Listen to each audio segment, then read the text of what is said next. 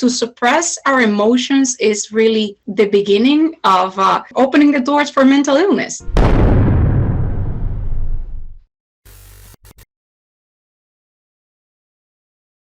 Hello and welcome to a new episode of the Peter O. Estévez Show. This is your host, Peter O. Estévez. Welcome, welcome, welcome. Today I have none other than my good friend, Adriana Devers. Adriana, I had an opportunity to meet her at a conference here in Austin a couple of weeks ago, a conference called Mujeres que se atreven y superan límites.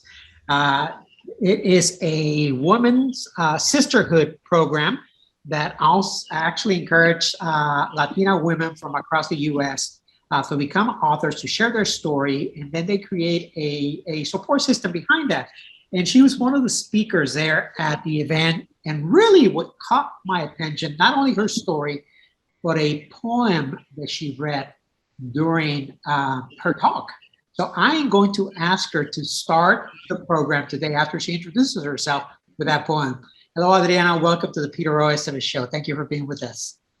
Thank you so much for having me. Thank you. Thank you for attending that very important conference to us. It means a lot to have support from people like you who have so much experience and see all of these different programs objectively. So, I appreciate your input and the welcoming into your program. Well, thank you. You for me, I do it for a lot of selfish reasons, right? So one, I am one of 13 children. I have 6 sisters, okay, and 6 brothers, and it really excites me. I'm very happy to see that we are actually having movements across the U.S., not in Latin America, not in South America, not in Central America, not in Northern America, in the islands, but here in the U.S., where Latinas women, Hispanic women from across the U.S. are getting together and creating a sisterhood program to elevate our level of experience, our level of education, and something that is dear to my heart, reading and writing. And really, because I truly believe that education is the foundation and the key to success. It changed my perspective when I learned and I accepted how much I did not know. And I was willing to go back and unlearn and relearn.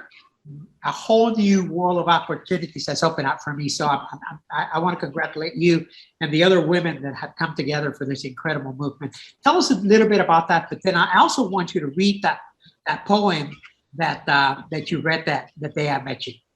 Oh, absolutely. And you know what? I have to start by stealing your quote, because we spoke briefly before and I feel really connected with one thing that you said, because I feel that it really captures the essence of a lot of the things that we're doing. And you said, I share my story in service, not because it's unique, but because it is one story of many. And when you said that, I was like, I have to write it down. I can't forget about this, because it really resonates. That's really what we're trying to do, share our stories in service through my poetry, through like all the different programming that I do culturally. That's what's behind it, in service, connecting with people in general, connecting with a woman, connecting with our children, and showing that there is hope, and that we have the responsibility to take that step. And as you mentioned before, learn new things, unlearn things that are not serving us a good purpose. So, that's for that. Absolutely. Tell us a little bit about Mujeres que se atreven y superan sus límites. And then I'm going to talk a little bit more about what you said, a couple of key points. Sure. Mujeres que se atreven y superan límites is this little book. Now it has a second volume.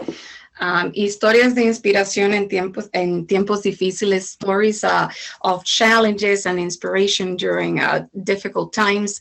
Deyanira Martinez and Alba Leticia came out with this idea. I guess I think it was during COVID. Like they were just, we all had so many things that we had to shift and take all that energy that we had while sitting at home during those times at the pandemic, that creativity just kind of flourished for many individuals, including myself, and obviously including Deyanira and Alba Leticia.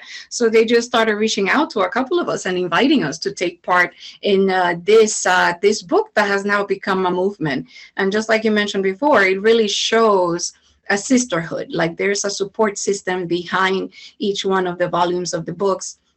We had the opportunity to have the launching of the first book here in New York. I was able to host that Westbury Art building here in Long Island. Deyanira and Alba Leticia organized another main event in Queens.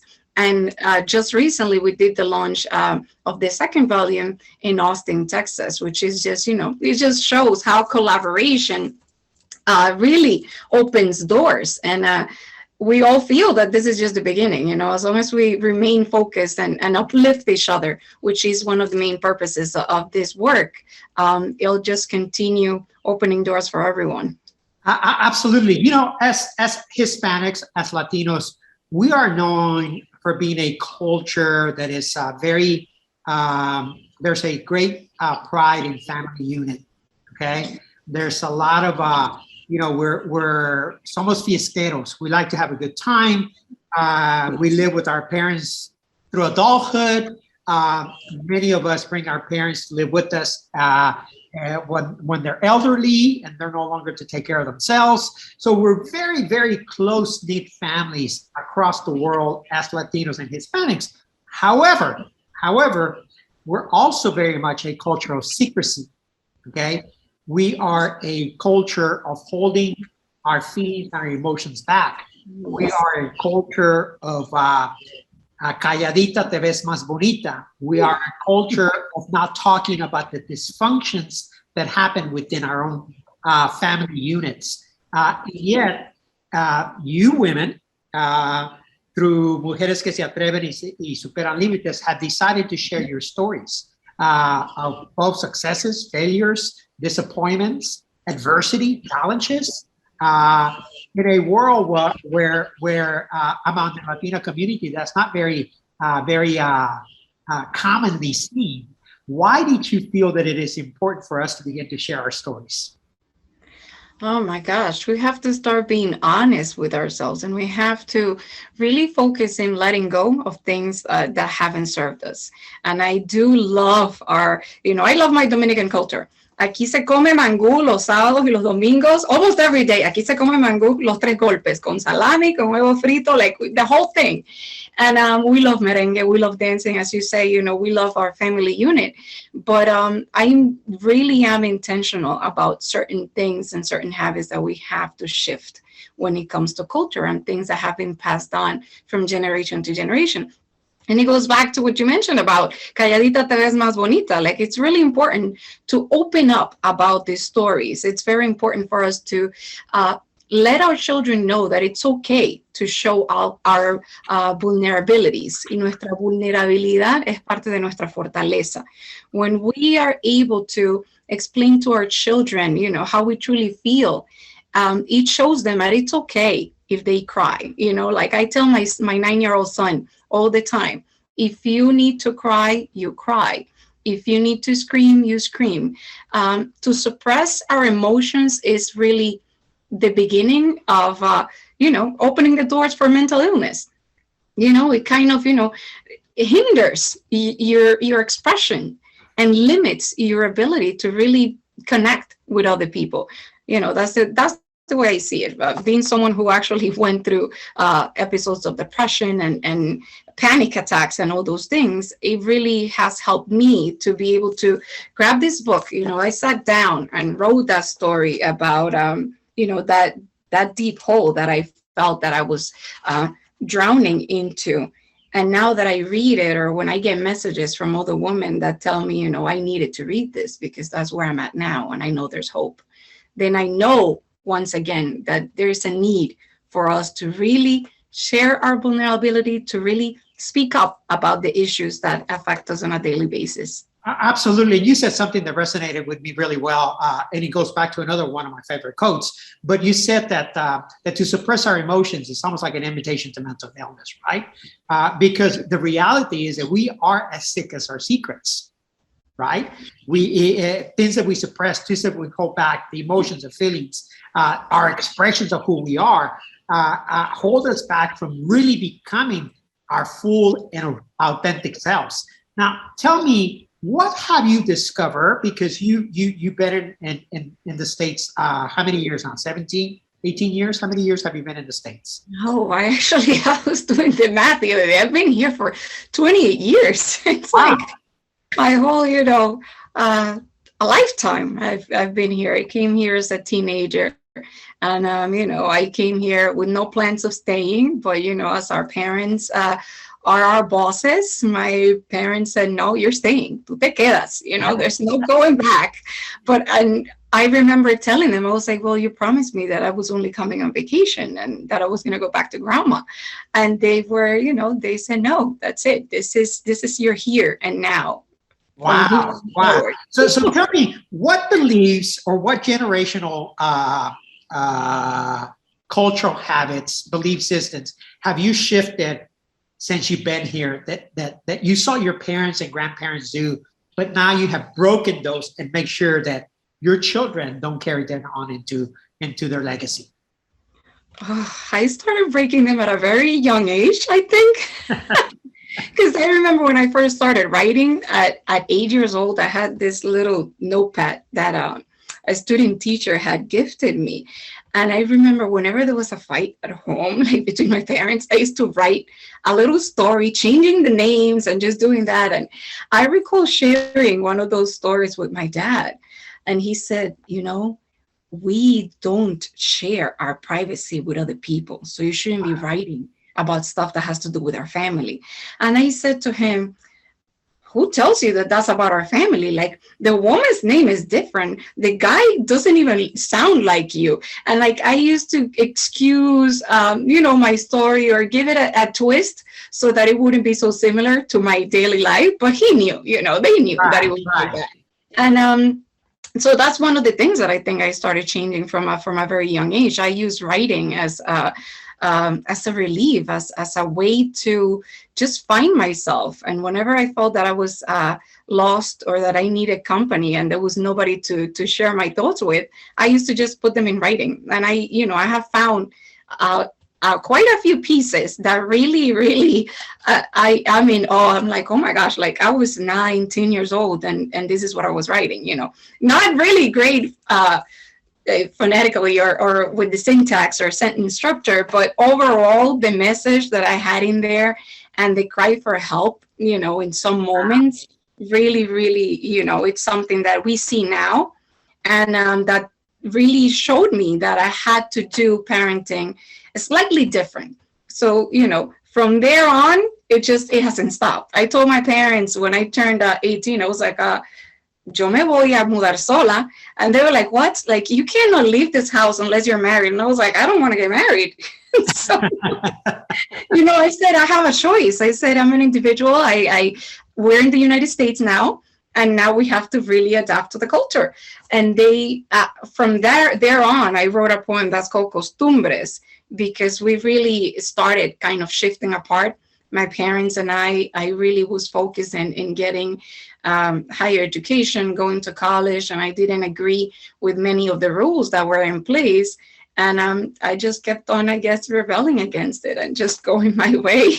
Well, was that really rebelling, or was it finding your path? It was finding my path. They might say that it was rebelling. When I moved out, I was already in my 20s. My mom didn't speak to me for like 3 months. And I used to hug her. And I told her, I said, eventually you will hug me back. And I said, and eventually you will come to my apartment and you will sit and enjoy my company again. And she used to just, kind of roll her eyes at me and walk away. And, it hurt when that happened. But I felt that I was doing the right thing, and it wasn't rebelling. It was just finding my path, finding my true purpose, and really standing for what I believed was right. And that's a great segue for me to talk a little bit about. Let's talk about your resume. Okay, you're an author, you're an educator, you're a cultural events coordinator. You are the founder of Cuentos de Triadas, an organization that focuses in creating culture-enriching experiences for our community. You're the owner of Triadas Summer Program, a bilingual educational program that cultivates a sense of Ugandan cultural identity and artistic expression in children. You're a freelancer online reading. You have a Freelancer online reading programs. You're the recipient of the Huntington Arts Council Restart New York grant with the program called Hair, an Afro-Latinx tale of identity, self-love, and acceptance. You're the recipient of New York SCALI Creative Individual Grant with a program called Demented Mental. So you have accomplished quite a bit. Let's talk about your parents, because I think it's important. You have made a lot of incredible points that that is something that I love to talk about into our community. You know, for example, my sisters, I have 6 sisters, and my sisters didn't leave the house until we actually got married.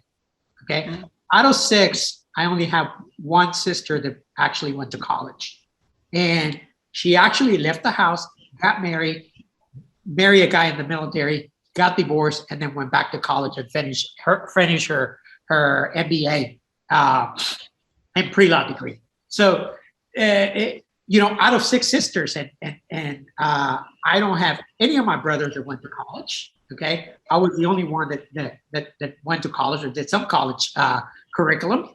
But tell us about you and your parents and your childhood, and what was your life like in the Dominican Republic? In Dominican Republic, I have great memories. You know, I have, like all of us, many memories of pain and family moments of family dysfunction. I actually have a poem that talks about how when I was 8 years old, I told my parents, you know, why don't you just get a divorce? You know, like it's a poem titled Hija de Quién. And, you know, I really recall that moment. Like there was a huge fight at home, and I just remember looking at my mother into her eyes and saying, you know, you should just get a divorce. Like, this is not right. What is happening? And when I think back of all of those things, every experience is what made me who I am today. So I have to be honest, I wouldn't change it. Do I feel that we should put our children through things like that? I don't. But I have learned to forgive them. I have learned with them that people do change when they want to change. And I have learned that everything happens for a reason. Well, you change for them, right? Because you broke the cycle. Absolutely. You know, so a lot of times we're not able to change our parents, but we're able to change the curse of the legacy of our parents. Okay, we're able to break the cycle of dysfunction. We're able to break the belief system. So you actually started doing that very early on, and it looks to me like your writing and your poem writing was your escapism. That was how you escape your reality, which allow you to create an environment of creativity. How incredible is that? Because a lot of us escape into destructive behaviors. You choose a creative path to escape your reality. So tell us a little bit more, please. Oh, absolutely. Oh my gosh. You know what? Let me find the poem, because it really, that way we make it part of this. I think of Hija de Quién, and it'll give you a little input also of what other aspects of my upbringing and family members who really shaped my life. And you know, Adriana, the reason I like to have this type of conversations, and this is my new series of conversations, because of our movement Excelente, which is to identify, inspire, educate, transform, and empower 100 million people by December 31st, 2028 in the Latin community, because these conversations have never been had in a mainstream forum. You know, we hear about the fights and about the arguments, and we've seen a lot of the Latino shows, even on television, but we never talk about the solution. We never talk about the stories like yours, that you took your pain as a young child and you make your message, right? Through poetry, through writing books, and through raising your children. So it's incredible. That's the reason I bring up this type of conversation. I think they're very important to the cat. Primarily today, when I find we have a generation that is out there that they see us as parents, they see our parents, our grandparents, and our ancestors, and they see that their belief systems, their religion, their faith, whatever it is, has not worked for them. So we want to know, how do we take our path today? What is the right way to find a path? How do we discover who we are so we can create a better legacy for ourselves and for our families? Persistence. Oh my gosh, you have to persist. You know how many times people told me not to write? People told me, like I mentioned before, not to share our privacy, or people felt offended because I wrote something and it just so happened to sound like them. And I was like, it's just persistence. You keep going, and eventually they learn to respect your voice in a sense. They're not everybody's going to agree with you. Not everybody's going to cheer you on to keep on doing it. Some people will ignore it. Some people will deny it. But that's okay. We have to persist, insist, and we have to continue learning from our past experiences, learning from our parents, learning from history, learning from the past, and really working towards shifting that. And, my motive is my kids. I want them to have it a little better. I want them to be the change, and I can only do that by showing them that I haven't given up. It's a daily thing. Absolutely. Share the poem with us. Let me hear it. This is the daughter of. I am the daughter of Doña Chela, the righteous, the strongest, la que te daba una pela con la mirada y te enderezaba el futuro sin tocarte un pelo. I am the daughter of Tia Milagros, the guilt that buries her spirit alive y la sonrisa que se pinta en su rostro cada vez que me ve.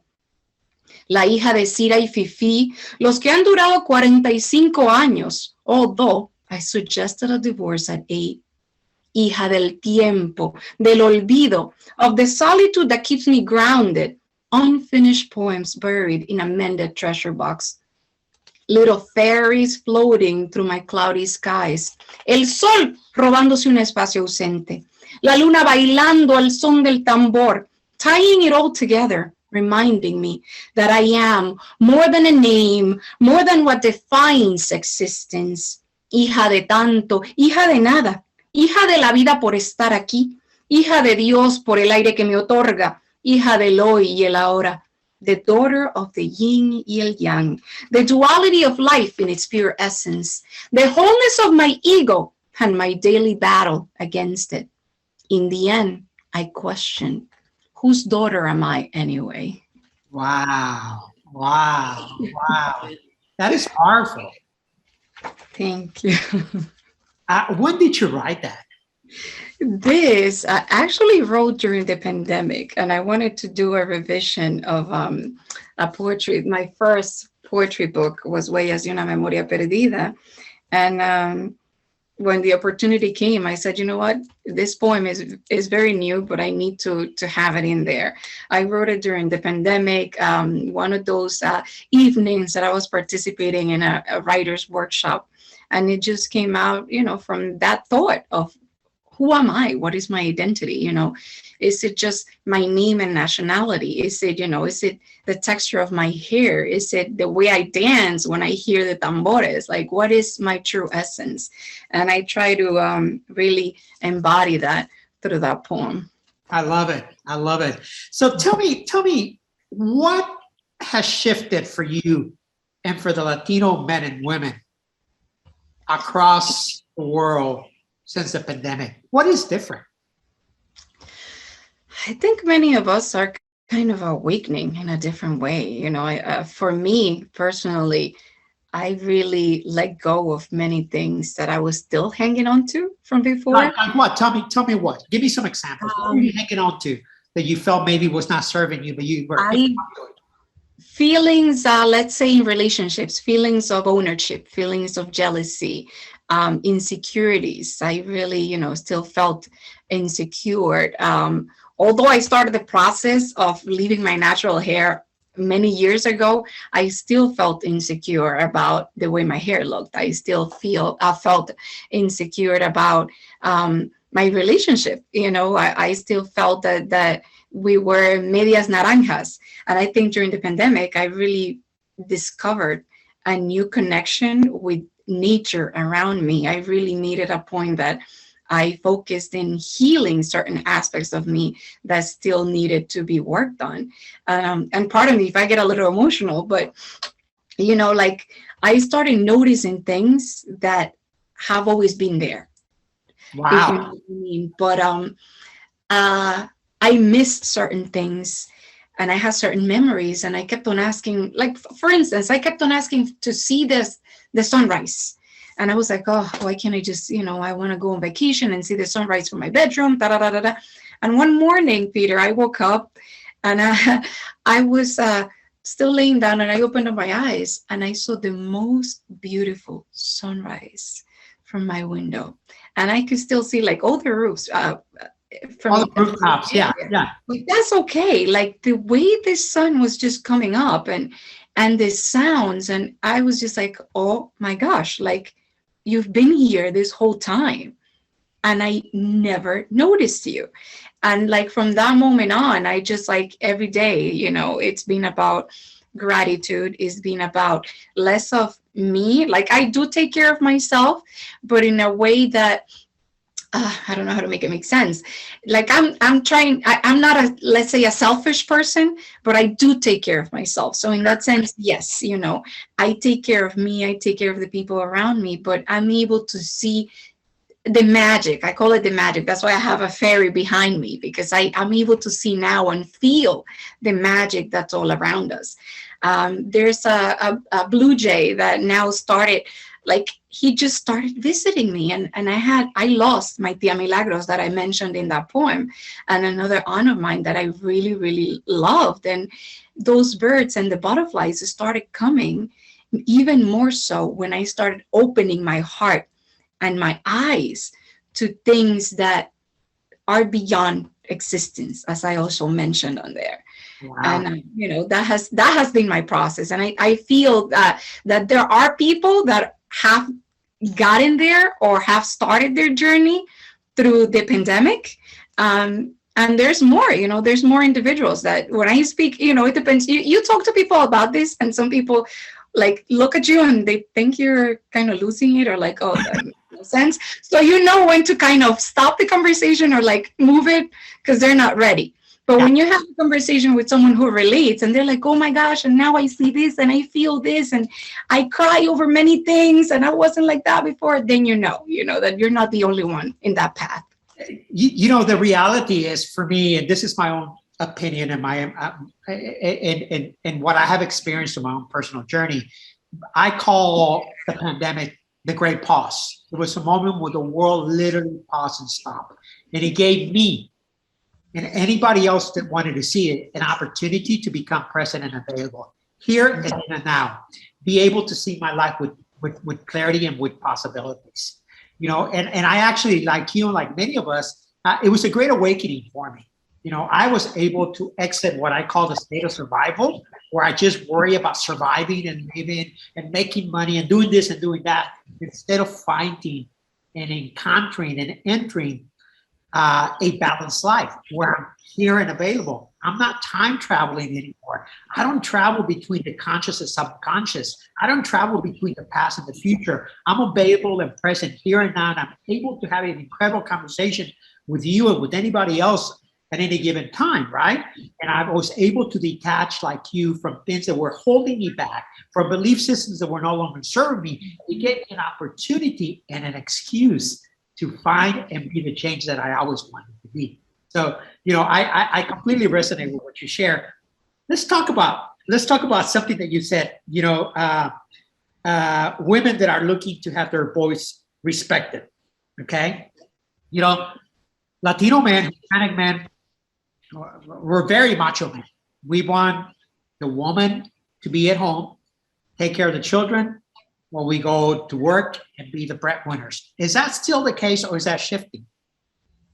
I think it's slowly shifting, but there's still work to be done. There's still work to be done on all of us.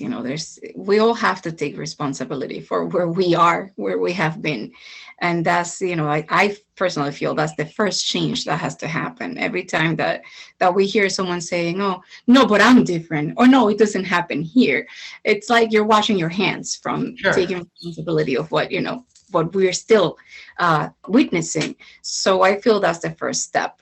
I'm very fortunate. I have a person who's very, very supportive. You know, I was able to go to Texas for 5 days and leave the kids, and you know, they were taken care of, and I felt okay, and I reconnected, and I learned so much, and you know, there were many women there who had the same circumstances. So that does go to show that things are changing, you know, and as a parent, it is also my responsibility to help bring about that change. You know, I also wrote a poem for my children that's called Yo no crio gallos, because of a saying in Dominican Republic that when the kids are reaching adolescence, the mother goes, "Oh, mi gallo anda suelto, agarra tu gallina." And I'm like, I don't believe in that. You know, it's no tenemos que criar gallos, ni tenemos que preparar gallinas, as you say, to serve. No, it's not about that.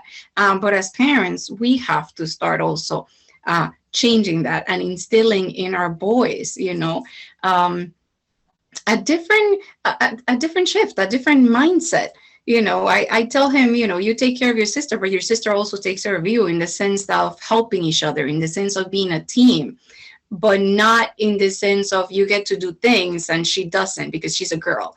You know, I try to be very careful and intentional when it comes to that. And I do so even with the students that I have.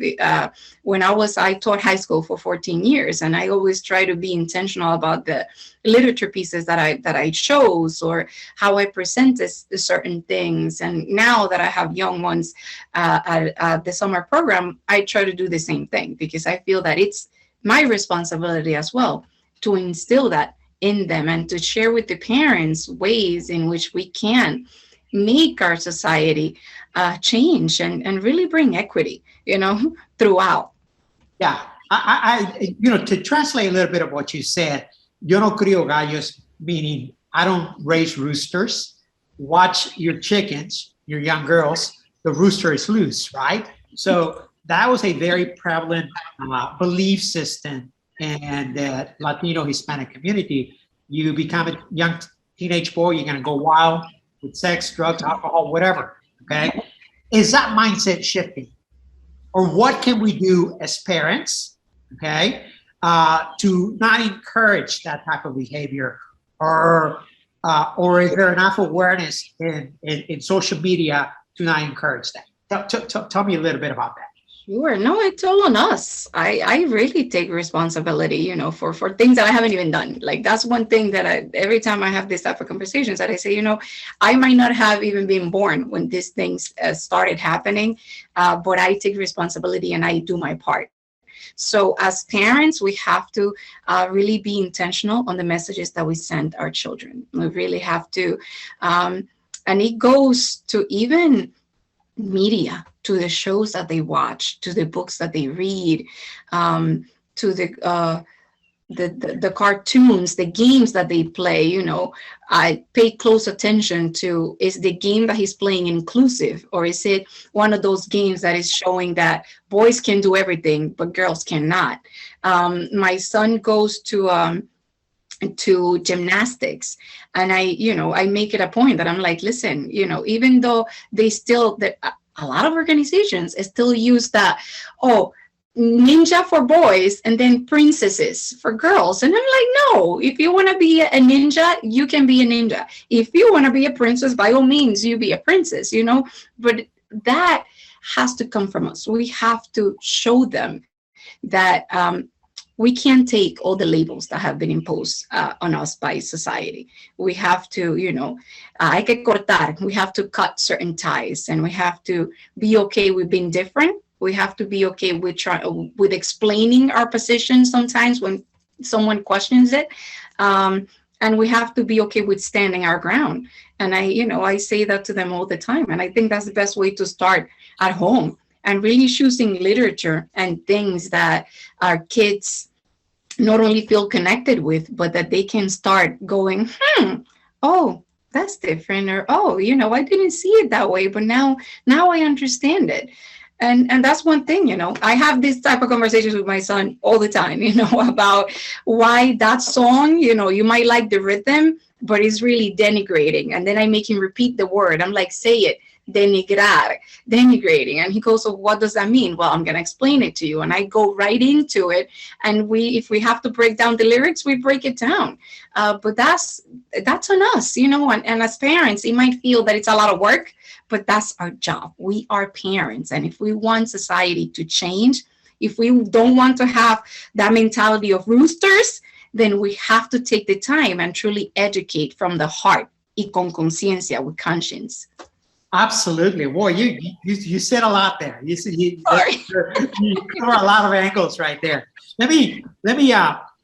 One of the things that I really liked about the conference y'all had, Mujeres Creativas y Límites, was really the amount of there was multiple women, and the amount of personal development material. Every single lesson, every single speaker introduced something that had to do with personal development, personal growth, okay? Which is something that has not been very prevalent in the Latino community either. You know, where did this come from in your case? Where did you know, I know as a young girl, you read, you wrote, but you have a heavy inclination to curating a complete lifestyle where you basically monitor and censor the content that you consume, okay? You said it, from the songs, from the content that you read, from the movies, social media content. It's something that I do. You know, I truly believe that as human beings, we operate from 5 pillars: the physical, the mental, the spiritual, the emotional, and the financial. When we tend to those 5 pillars, we operate from a state of flow. We able to operate. Doesn't matter whether you're a chef at McDonald's or a delivery boy for Uber Eats, or a driver, or a school teacher, or a CEO. All of us have to tend to those 5 pillars. How we tend to those 5 pillars is how we show up in the world. The reality is that most of those pillars can be tend to very simple practices that are commonly taught in the personal development space. You know, you started doing one very early on, writing. We call it journaling, right? Journal your thoughts, you're emptying your mind. So where have these practices come from you, and how prevalent are those practices in the Latin community? For me, I think just from when I was a child, like I just remember seeing one thing that my father really instilled in me. He was I don't know how to say this word in English, alguacil, not the mayor, but someone who delivered letters and did things for the justice system in San Pedro de Macorís. And I just remember him sitting at the table, reading the newspaper from beginning to end. And then when he was working, he was stamping documents and reading documents. And he was a notary also, so notarizing and reading and doing all these things. And I used to sit at the table and imitate him. And the power of words. One thing that he used to say all the time to me was, "You're the smart one," you know, which was wrong, because he was actually choosing me over my sister. Labeling you, not labeling your other sisters. Exactly. Right. So it was, you know, instilling that separation between the two of us, with which we struggled for many years. But that stuck to me. Like, he constantly said to me, "Oh yes, you are smart. You're able to write. Here's paper. Here's that. You're able to read. You're 6 and you're reading this. Here, take this other book." So there was always a lot of encouragement on his part for reading and writing. Y mi tía, his sister, she was also a teacher. So I really feel that I got a lot of those things from them. And then here and then I'm finding out that there were different people within my family, even from my mother's side, who had inclinations, artistic inclinations, whether it be painting or singing or writing itself. They just never, I don't want to say, they didn't have the encouragement, you know, like they had the talent, but they weren't able to, you know, to pursue those things. And now I make it a point that we do those things at home. Within our Latino community, there's still work to be done. You know, I recently shared about an upcoming event that I had in a community. And And then post got rejected. And I'm like, wait a minute, like this is educational. Like, so come on, you don't want to just have the things on there about what services that you're providing. You want to also have things for the parents about things that are educational to share with their children, to actually focus in breaking that cycle. But I see that a lot. There's a tendency to pick and choose. And sometimes we pick and choose from or stay away from what we don't know instead of asking. If you're not sure of how that might benefit you, or if you don't see the point, then go ahead. Peter, you sent this. I don't really see the connection or the point to it. Can you explain it to me? And then perhaps I'll open up an opportunity that could open up doors, for families. You never know. And that's what I think we need to focus on within our community, to create more welcoming spaces and for the families to peek into those welcoming spaces. When those spaces are opening, instead of going like this and looking the other way, really kind of, leap forward and peek in and see if there's something that you could get there for you or your family. You mentioned a couple of things that really stand out for me, and many of the parents do, right? That your father labeled you the smart one in the family, okay? Also to encourage you to continue reading content because he identified that you had a tremendous interest in reading and writing. Also in our community, a tremendous amount of faith in God, and the religion plays a major role in the Latino community across the world, or across Latin and Hispanic countries. But there's also a lot of affirmations from our families, from a religious perspective, that have a negative message. Like for example, in the Catholic religion, por mi culpa, por mi grande culpa. Okay. Today we know the power of affirmation, right? So if we are doomed from the beginning from a religious perspective, what are the changes that you're making as a parent at home? How have you taken your experience? Because you identify very well. Your father at the table, his intention was positive. The ripple effect of your sister was not so positive, right?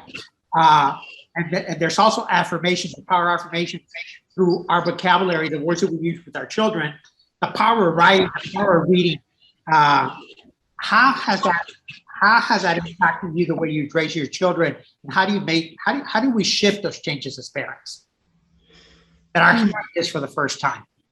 You touched on a memory also when you mentioned that, because I think the first time that I questioned pretty much my faith was after a loss of an older sibling, or someone who was so close to me that I consider her my sibling.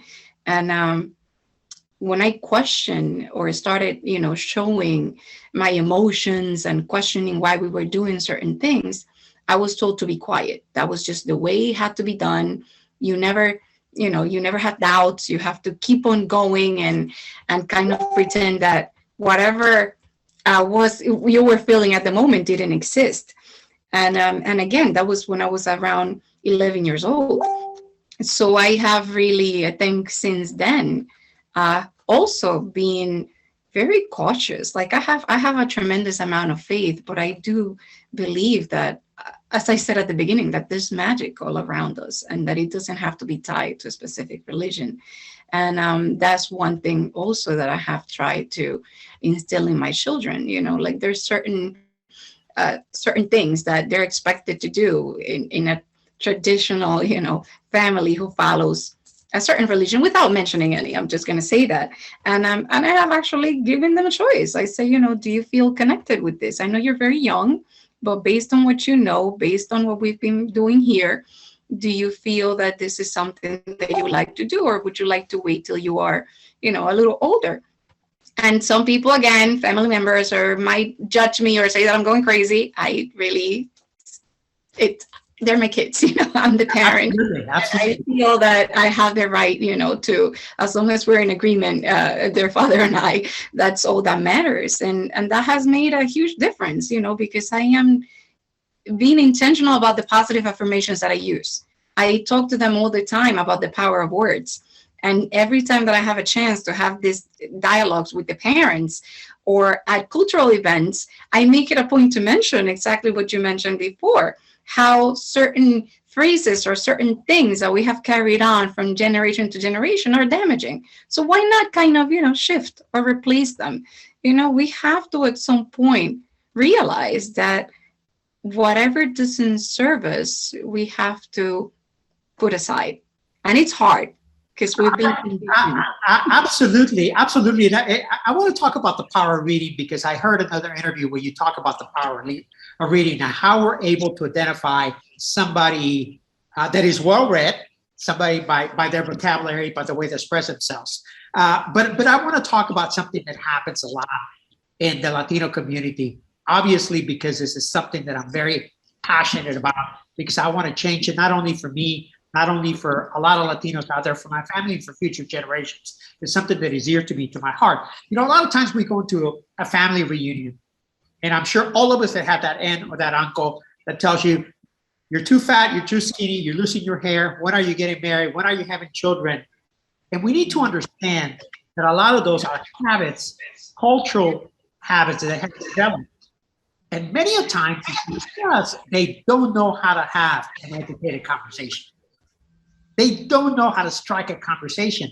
They're not ill-intended. They're not trying to be mean. They're not trying to be ugly. They just don't know how to have dialogue because they're not using the tools that are readily available to them today, especially today. Today we have the power of podcasts, which are free. The power of ebooks, the power of picking up a book anywhere you go, the power of Google, the power of YouTube. There's a plethora of information available today for us to be able to break those habits, get rid of the things that no longer serve us, and to prepare our future generations. Okay? So tell us about the importance of reading from your point of view, from your perspective. Oh, absolutely. We have all those things available, but yet there are many women and men and families, and regardless of how you identify, who choose to watch novelas or who chose, to do other things. I feel that to have, and I have, behind me and on the side, a variety of books. I really feel that it's important to have our children see themselves reflected in the stories that we're presenting, to see the diversity around them. I started reading during the early stages of both of my pregnancies. And again, there were many questions as to, you're wasting your time, or why are you reading? Like, they don't even hear you, or why are you putting the music on there? And I am a big believer that those are habits that start developing just before they're even born. Sure. And when I see pictures and when I see videos and when I hear my children read, not because they're my children, but I'm like, wow, like that. It does work. It does make a difference. I have a 7-year-old and she's in 2nd grade and she's reading at a 5th grade level.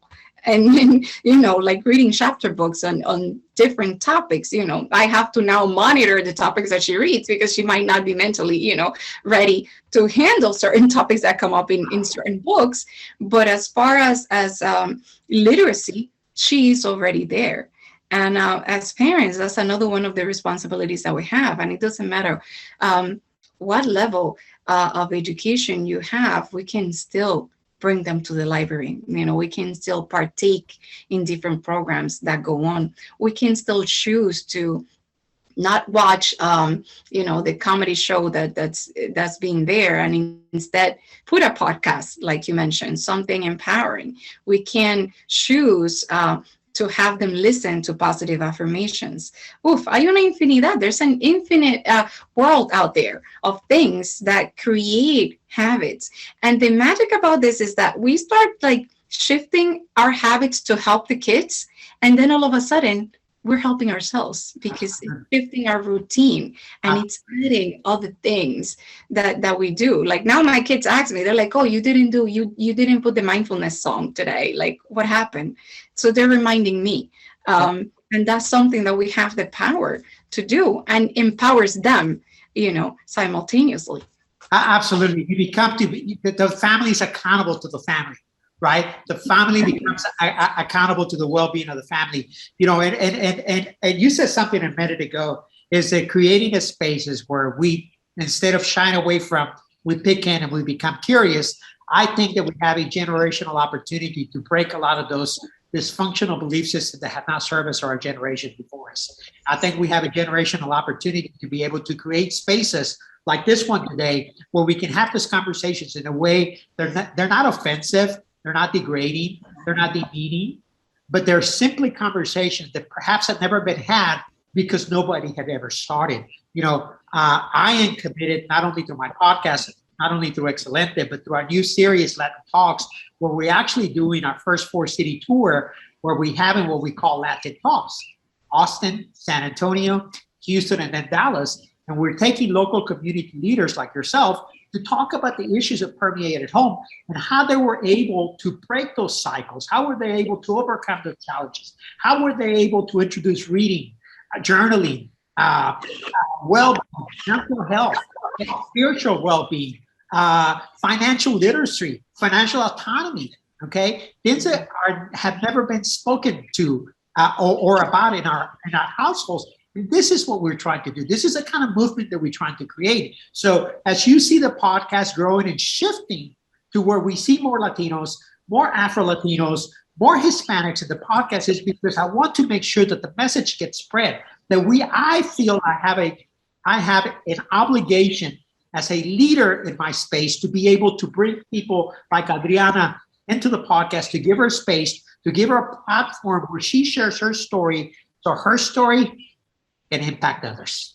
Adriana, thank you. Thank you so much for being part of our community. Thank you, and congratulations. No, you're doing amazing, and you're inspiring and touching many lives. And, you know, just to hear you speak and all these things, it just resonates with me. It reminds me of Deepak Chopra, the book Synchronicity, because everything does align, you know, everything. There's no absolutely, because we are finding each other. Okay, we are finding each other. We are finding a path. We realize I'm incredibly grateful for my parents. I know that they did their best, but we can do better. Okay, so be grateful for your parents, be grateful for your ancestors, but do better than they did. And we have an obligation. We have a generational obligation to move our generation forward and our children's generation forward as well. Adriana, thank you. Thank you. Thank you so much. Gracias. Thank you so much.